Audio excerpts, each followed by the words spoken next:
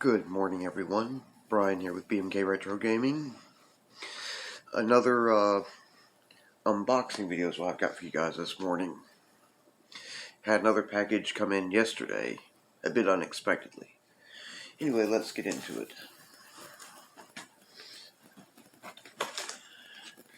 It's from Sheila Freeman in Salem, Oregon. I can't see that from here, but oh well.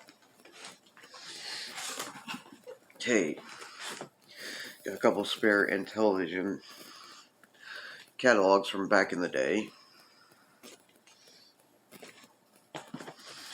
First up, a CIB copy of Lock and Chase. Red label, which would mean it's from the Mattel era rather than from the INTV Corporation era. INTV Corporation era games are usually white label, though not always. This, as a matter of fact, is going to my friend Joseph Bosner, as I already have a CIB white label copy, courtesy of my friend Scott Gull. And Joseph doesn't have this. I have no use for two copies of the same game, even though it would be a label variant, so why keep it? And Joseph doesn't have it, so he will enjoy it.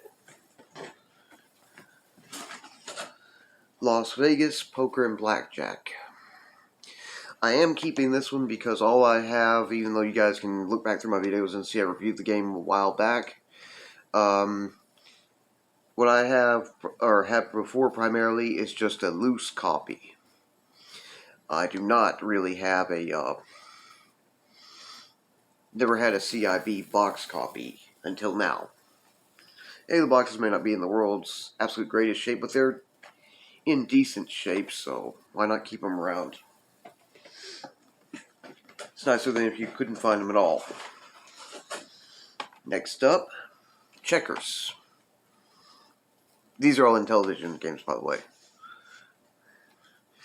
I actually checked this one out, and thank heavens it happens to have a single-player mode with a CPU computer AI opponent to play against. And you can set it for being more difficult or less difficult. Hey, Checkers may not have quite the finesse and require as much strategy and tactics as chess, necessarily, but it's still a very good game, where you do require some of those things at least. Well, some measure of them. And the other thing, one of the other reasons why it's one of my favorite board games is because it is a literal it illustrates the concept of attrition warfare. You have to understand that to play it. Or you're going to after a while if you don't. Okay, and next up is Backgammon. I can't honestly say I ever learned how to play Backgammon before, but now I guess I have a reason to.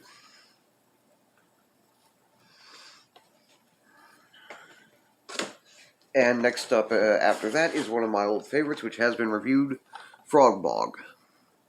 The cartridge here is not in the world's best shape, and although it contains the overlays, there's no manual, so it's not entirely CIB, but it is boxed with the cartridge and manuals, and I got it to play, so it's a nice one to have.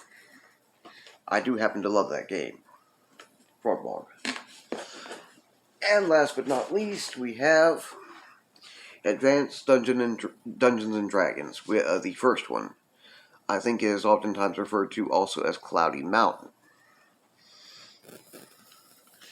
And this is one of the old school ones in red label. It's not the white label like would be with INTV Corp. No, these are from the INTV Corp era.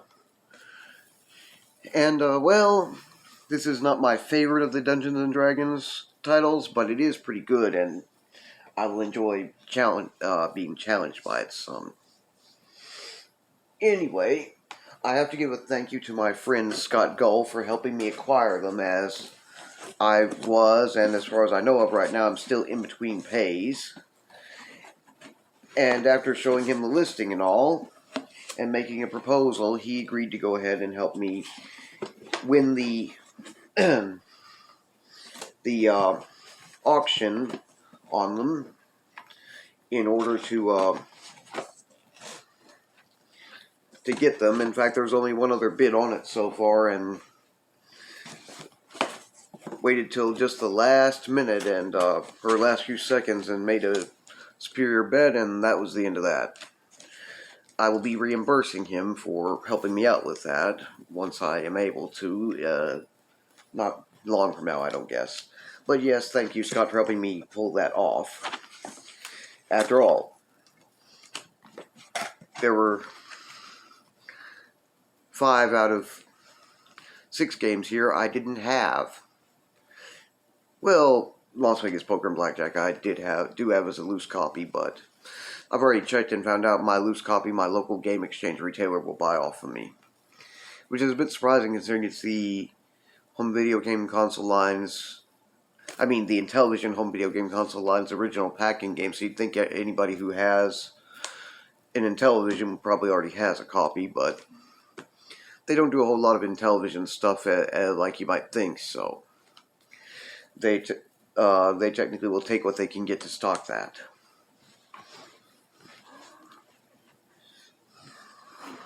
Anyway, this whole lot cost, bid put down was, I asked Scott to put down a $20 bid and outbid the $14.99 earlier bid, and he put down a $20.01 bid.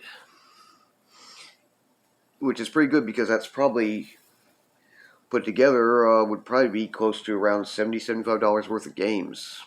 Just a rough estimate. Anyway, Mr. Joseph Bosner, keep an eye out for a package after a bit coming for you with that CIB lock and chase. And I